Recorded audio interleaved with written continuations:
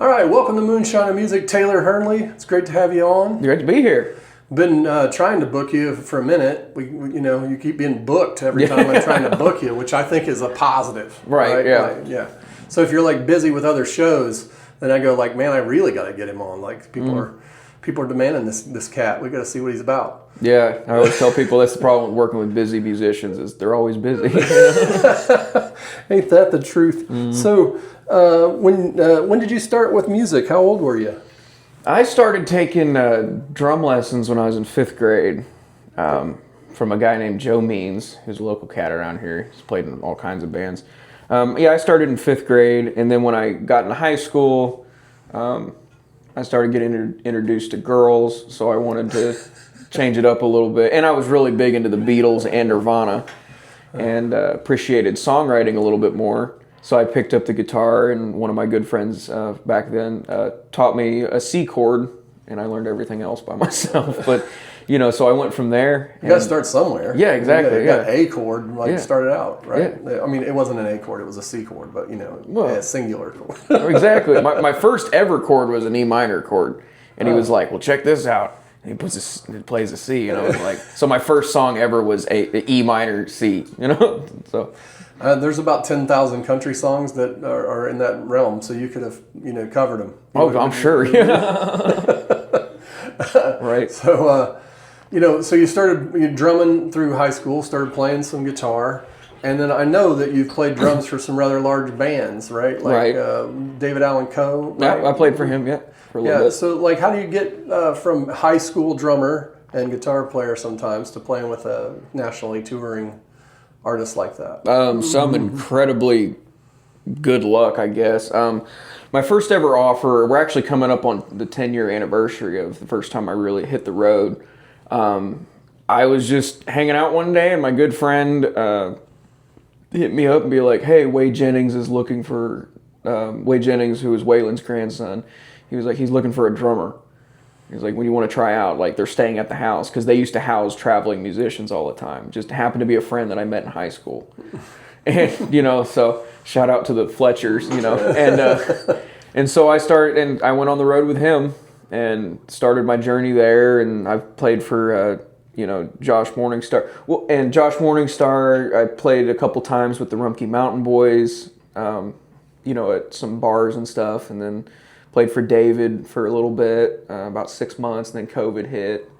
And it's mostly just, you got to find that thing that kind of gets you in the door a little bit, where, Les Brown always said, it's better to not have an opportunity and be prepared than to have an opportunity and not be prepared.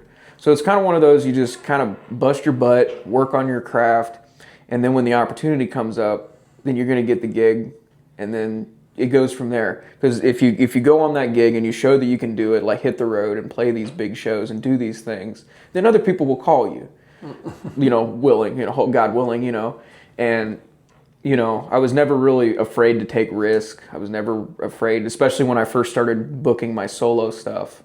I was never afraid to like go to open mics and travel long distances. I mean, we used to drive to Cincinnati almost every week to play an open mic over there just because I wanted to get into different scenes and stuff. And I still do that to this day. I'll drive down to Nashville, Tennessee. I'm working on driving out to New York City here in a couple weeks to hit up a venue I've been trying to get booked at for a while. So I'm just going to show up there and be like, what's up? Like that kind of thing. So that's kind of what got me in the door for a lot of those places. Because how I got hooked up with David was one of the guys that I met going to these open mics, great guitar player by the name of Nick Giese. Me and him used to play a lot of bar shows together because he liked my drumming. So we'd play like almost every other weekend. And I'd drive all the way out to Cincinnati, make $100, drive all the way back home. Wasn't great pay, but he ended up getting the job playing for DAC. And then he was like, hey, we need a drummer. So they called me, and I got to, so it's just pure luck kind of thing, but not luck at the same time, Right. I mean, you have to be good or, you're not going to get on that. Be good or be nice, Well, I think that's something that a lot of people don't see how undervalued it is. If you're like cool to hang out with, that gets you more jobs in music than anything else. Oh yeah, Toby Keith said it best. I would much rather hire a bunch of guys I could be in a tour bus with for a couple months than hire the best musicians in Nashville, that are going to be douchebags the entire time, Yeah. If they play halfway decent and I like them, it's a win. Oh, right? yeah. Oh, yeah. It's amazing. Yeah, I totally get that. Well, I think that's, congratulations, man. A lot of people don't get to do that kind of stuff, and it's really cool that you were able to, go and do that. And I love that you're out doing your own thing now. Yeah, it's a lot of fun. When did you start writing like your own tunes and going, hey, I'm gonna do my solo thing? I started writing right off the bat, like the minute I touched guitar, which was my junior year of high school. And I wrote like crazy, and they were all bad. But, I wrote... That is what it is. Yeah. When I was in high school, I wrote probably 5 songs a day when I should have been doing other things, probably more important things at the time. But, I'd sit in class and just write and write and write because, like I said before, I was a big fan of the Beatles and Nirvana, which, great songwriters in their own right, And I wanted to be a songwriter. Just for some reasons, that pulled to me even more than what drumming did. And I love drums, That's what I started doing, and it's still doing incredible things for me. But I wanted to be a songwriter. And what I really liked about the Beatles was how multi-genre they were. So I wanted to be that. So I started writing songs and I started listening to all kinds of music. I was listening to everything from jazz fusion to really old school country to everything, classic rock and all the stuff from the 60s and 70s. And, I was diving into all these different things and writing all these songs, and God, they sucked for so long. And then one day I wrote something that was actually worth a damn, and I was like, wait a minute, I can actually do this, the eureka moments, because before then it was like I wasn't even playing shows like when I started getting out in the world and actually playing drums for people, because I used to play drums in a couple metal bands, for a while. When I first started. That's hard. Yeah. Especially when you don't play double bass. Yeah. I mean, because it's so fast. Yeah. It was great when you're 18, 19. I couldn't imagine doing it now. I'd be so tired at the end of it. I know technique's all part of it, but... Dude, there was at no point when I didn't feel like being a drummer was a workout. I don't play drums, but I've tried for 5 minutes, and then I'm like, this is tiring. I just want to do something else. Yeah. That's why technique is so important with the drums, because it'll kill you sometimes. Especially when it's hot. The drummer in my band, his name's Jared. Jared, we were playing out at a festival, and he just goes shirtlumm's. He's like, I'm done. Screw it. Yeah, we're done here. Yeah. I don't blame him, dude. He's like, just throws it. He's like, drummers are always, the thing is, you're going to end up with really, strong arms because there's no other choices, right? Oh yeah, get the guns, It looks like you've just been lifting weights. Nope. Just been hitting the skins, right? Right. No, but I was playing drums for them for a while, and then we ended up booking an acoustic show at Birdie's. I don't even know if Birdie's is still around anymore. It's not, but I remember the place. Oh yeah. And on the internet, you can find this recording of me, but I was like, well, I've got about 12 original songs I can bring out. And at that time, I was writing, one of the songs I played that night, I literally wrote the night before. It didn't even have the verse written out. I made it up on stage. But I was like, well, I got about 12 songs. How about I open up the night? And so they were like, okay, cool. And we had another act after that. I can't remember them, sadly. They were good friends of mine, but I have a lot of friends. But so I got up there and I played, and I get done, and the sound guy comes up to me and he was like, man, I could probably listen to you play all night. And that was the first, I'm just writing in my garage at this point. I didn't think anything of it. And I was like, really?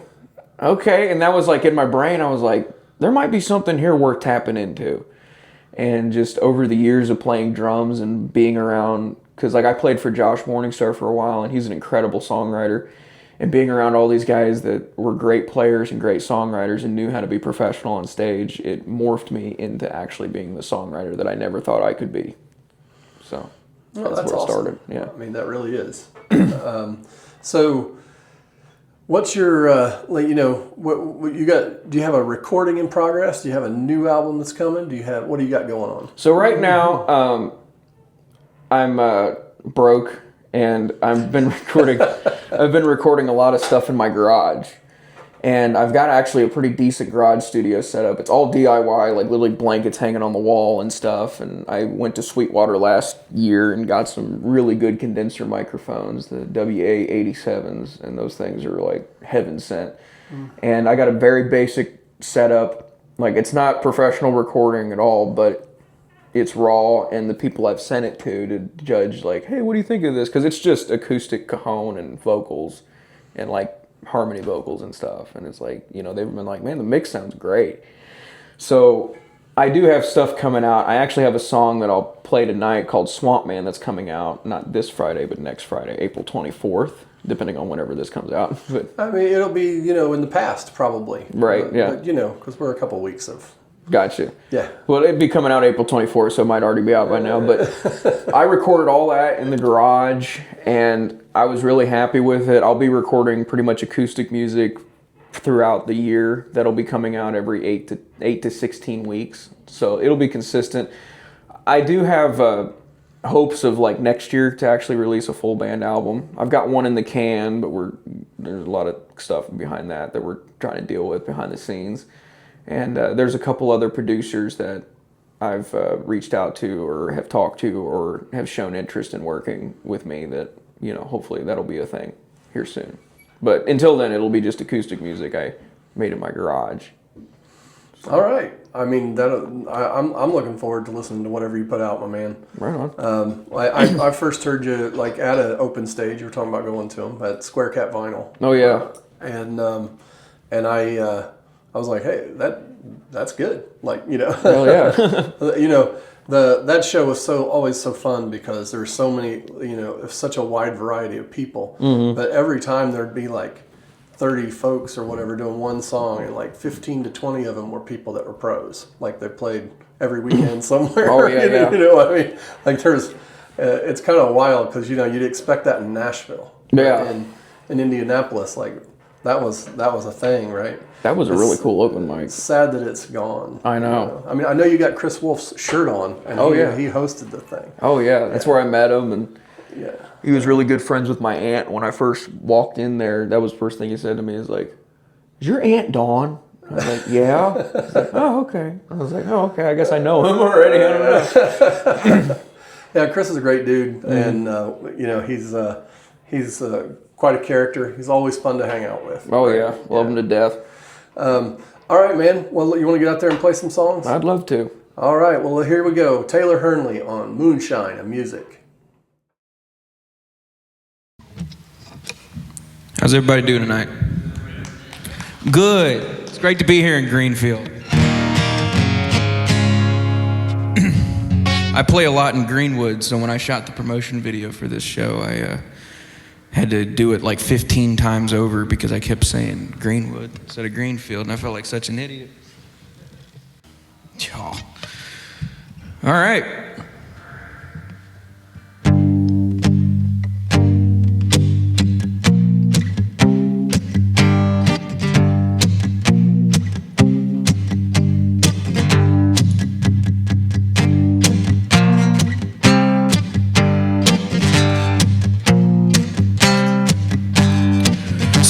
Freeform forging fire and this desire for you. It drive me mad, something bad, wishing it would go away. I'm fighting every day just to stay away. It's human nature, but I feel like an animal.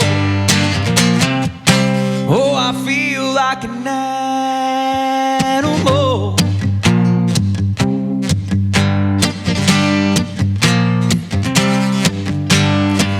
If life's a garden, then just pardon me if I neglect to pull my weeds. I never meant to seem rude, it's just a part of me, but I'm a crazy man.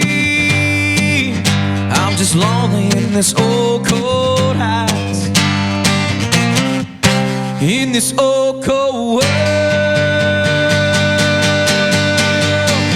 You're always so damn cold, yeah, you fire away, but I'm gonna stay like I do. And it just like you made me feel like a fool, falling in love with you, but I'm still here. So please stay with me.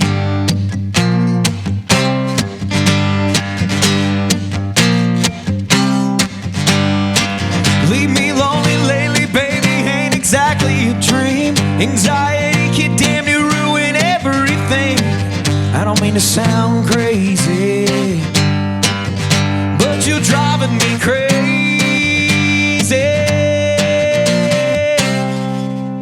You're driving me wild.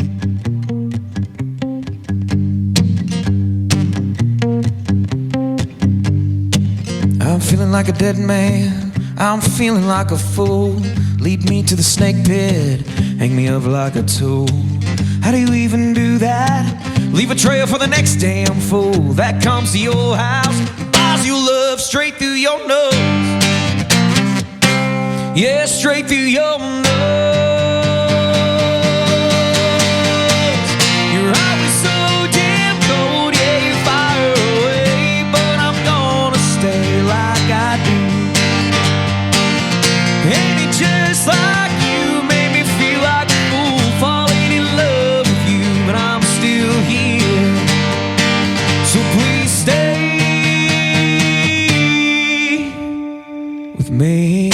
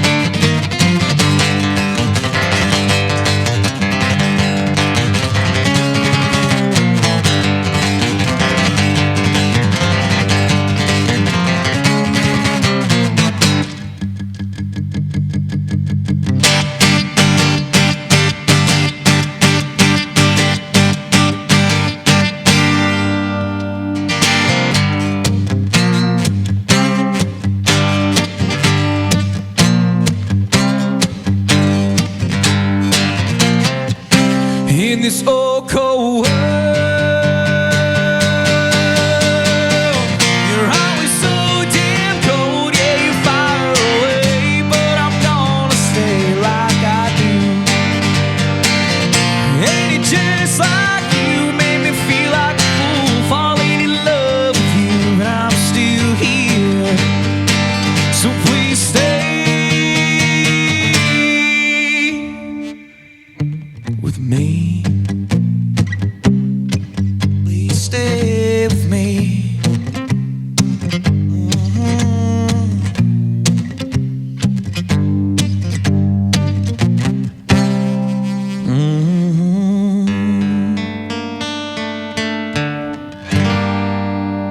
Thank you, Connor. Thank you so much. I appreciate y'all. My name's Taylor Hernly. Spent the last 10 years of my life traveling all over this great country, playing songs for anybody that'll listen. And this is one of those rare occasions that people are listening. Hello.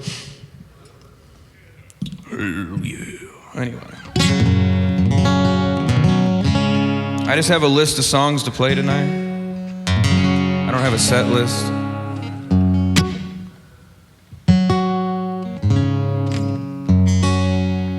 Here's a song I wrote about an awful person.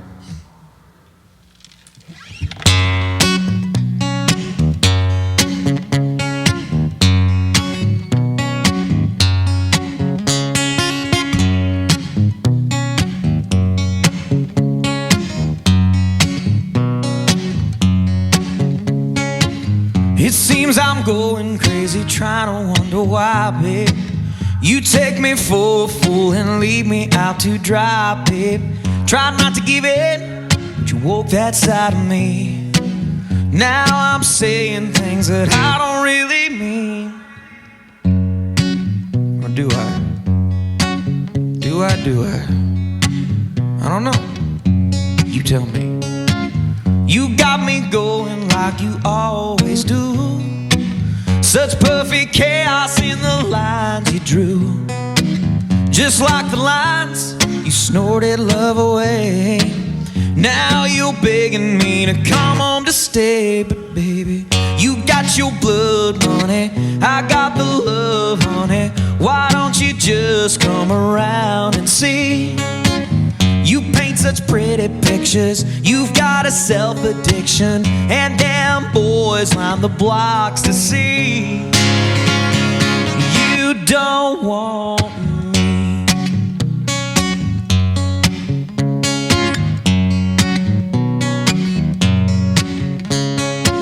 So welcome to your life, you made it this way. Out here blaming folks for your own mistakes. Can't you admit it? But you got your own Bible, baptizing fools in your cocaine revival. You got your blood money, I got the love, honey. Why don't you just come around and see? You paint such pretty pictures, you've got a self-addiction, and damn boys line the blocks to see. You don't want me.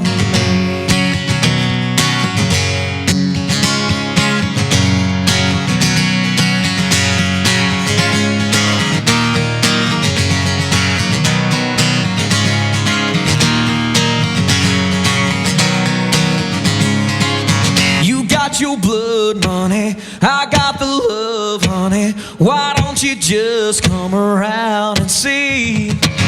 You paint such pretty pictures, you've got a self-addiction, and damn boys on the blocks to see. You got your blood money, I got the love, honey. Why don't you just come around and see?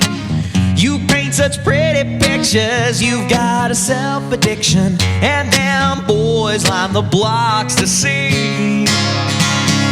You don't want me.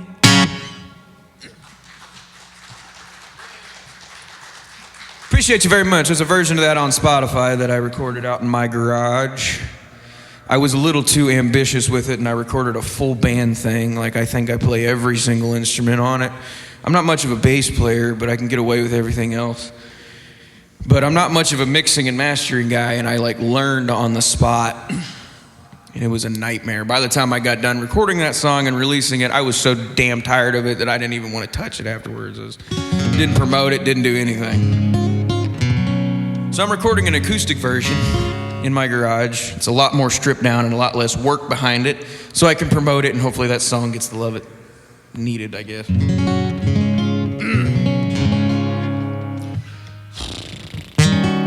I got a new song coming out here in the next couple weeks. It's called Swamp Man. It's coming out April 24th. I recorded it in my garage with the very famous producer, me. Yeah, he's all right. He's kind of a douchebag a lot of the times. Takes a lot of smoke breaks. A lot of smoke breaks. Anyway, this is kind of like I'm a big Bob Dylan fan, and I always liked his protest songs. And I always wanted to write my own protest songs, but I never, I'm not one to pick sides, especially when it's the same damn bird, you know. So a lot of my kind of protesty songs are, a lot of my protesty songs are more or less like, hey, everybody, look, everybody up there sucks, and we're all fighting each other, but they're just sitting up there laughing and stuff. So that's what this song is about. It's called Swamp Man. It's pretty much about swamp people, dude.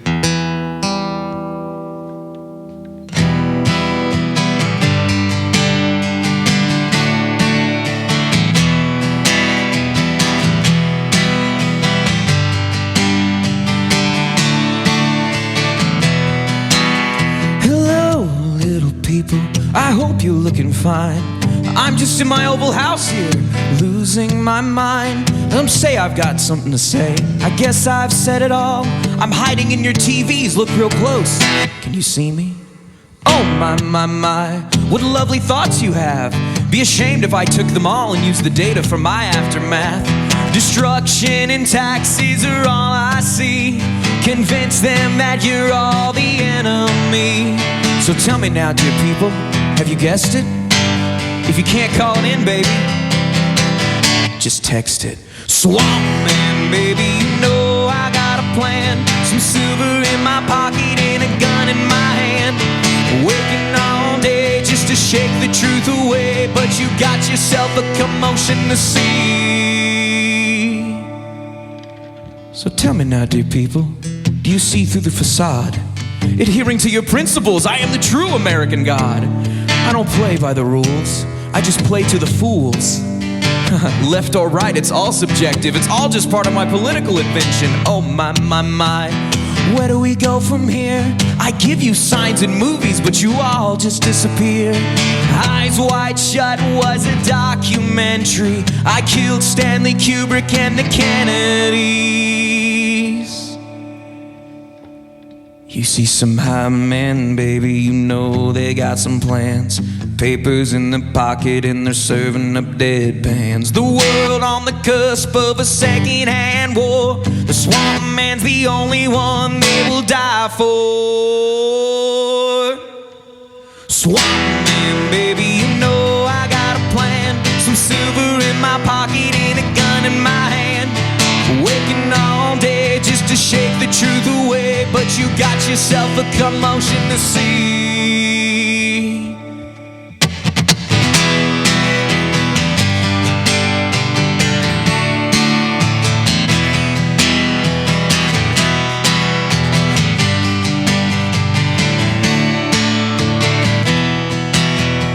You see, it's not too late to save the USA, to save the damn world if we all just saw it straight.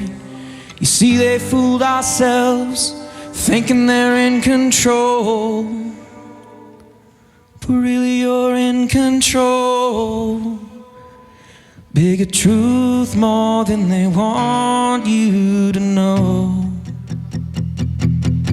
That's why the swamp man, baby, you know I got a plan. Some papers in my pocket and I'm serving up deadpans. I've got you on my eyes, I got screens in the crib. I'm blasting all my lies, yeah, I got your kids, whoa. Swamp man, baby, you know I got a plan. Got cameras in your homes and one on your bedstand. Whoa, man, baby, you know I'm more than man. Oh, baby, I'm the swamp man.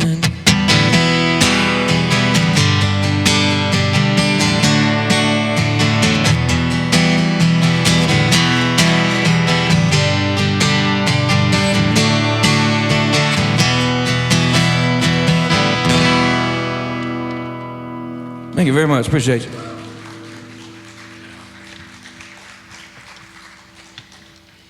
That'll be out April 24th. I was really nervous when I put it out. I put a really, really rough draft. Like I didn't even do my makeup that day. My hair was all crazy. I was really stressed. No, I'm just kidding. But I can barely get out of bed and put clothes on, let alone makeup and all that shit. That's what... No, I just came out with a video for a song, and that's literally like, they showed me the video back, and I was like, golly, I look like crap. So like, if you see a video of me doing Free For Me, my hat's like this. It's me being all insecure. It's a great video, though. Yeah, that'll be out the April 24th. I'm excited for that. It's got all kinds of fancy harmonies and stuff. I play drums in a rock band called Slow Gin, and the lead singer for it, his name's Ty Hornback, and he's a really, really, really good singer. And he kind of taught me how to sing harmonies while being in the band. And I have abused that like nobody's business. Every time I have a chance to sing harmonies, I'm doing it. Even if I'm sitting in the back seat on tour with a bunch of guys and they're playing songs on the radio, I'm just like singing the harmony parts. And it's good practice. It's kind of a small crowd tonight, so it's more intimate. I'm gonna try some new stuff, if you don't mind. This one's called, I don't know yet, it's kind of that new already.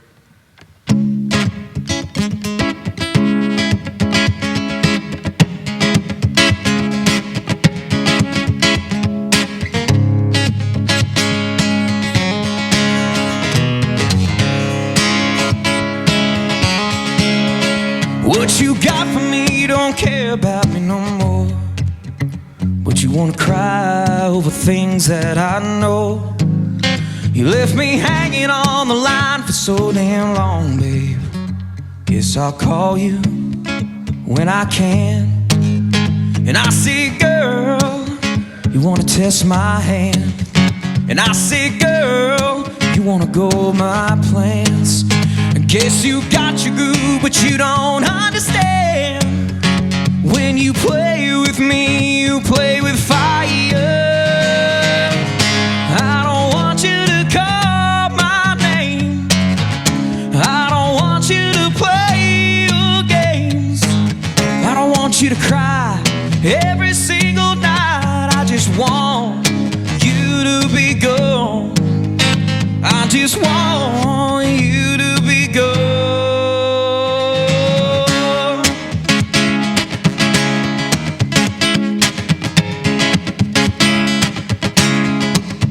Just say you don't want me, babe, 'cause I know that it's the truth. You just needed someone there to love you when all the boys knew. You're nothing more than just a runaround Sue with a pocket full of lies, chewing on the back straps of devil dealers' lies. So you can call me what you want, but I damn sure know what I am. Your words are yours for you to flaunt, but my actions prove where I stay. I don't want you to call my name. I don't want you to play your games. I don't want you to cry every single night. I just want you to be gone. I just want you to be gone.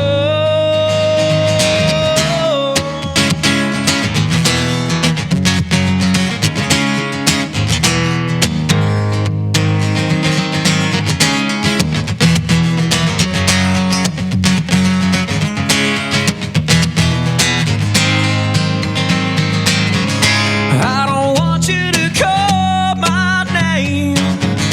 I don't want you to play your games. I don't want you to cry every single night. I just want you to be gone. Oh, sir, I still don't want you to call your name.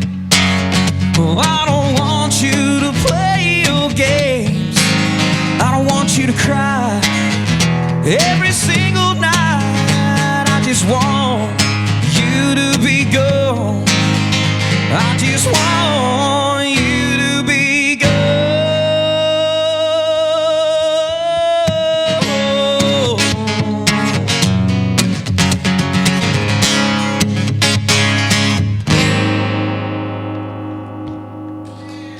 Thank you very much. I appreciate you. Moonshine and Music is a presentation of Not Less Entertainment, copyright 2026, all rights reserved. Producer is Joe Shelton, cameraman, grip, and stunt double is Brent Lee Smith. Jeff Kinder helped us out on sound. Bailey Shelton is responsible for the artwork. Ray Hoskins kept the crowd under control, and special thanks to Tony Seiler and Heather Warnstaff at the H.J. Ricks Center for the Arts. We'll see you next time on Moonshine and Music.